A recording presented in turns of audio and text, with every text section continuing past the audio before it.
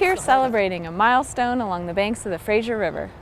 Today we're having our public dedication ceremony to officially open the Fraser Flats public fishing section in Grand County. This event marks the culmination of the Fraser Flats River Habitat Project. It's a big deal to get a new section of public access fishing because a lot of the headwaters, both the Fraser and Colorado rivers, the St. Louis River, they're not public. So we really appreciate the ability to open this up for our public.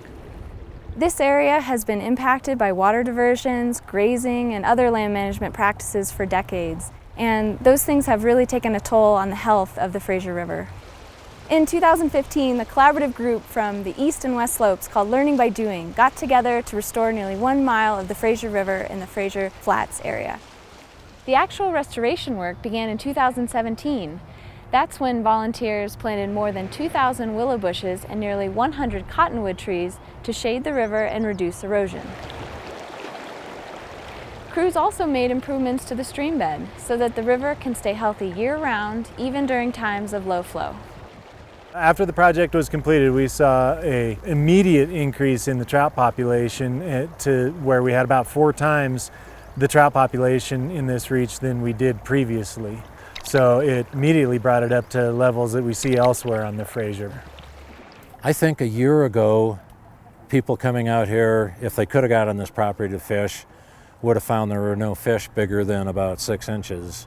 And now they can expect catching regularly fish in the 16 to 18 inch range. Once you get here, you've got 4/10 of a mile to fish. I could spend 2 hours here easily. It's a nice piece of public water. This is a beautiful rainbow. It's about 13, 14 inches. I think for a project like this, it really takes a village to come together with business owners, government, the public, and when everyone gets together and pitches in, we get a beautiful project like this river restoration that'll live for a lifetime.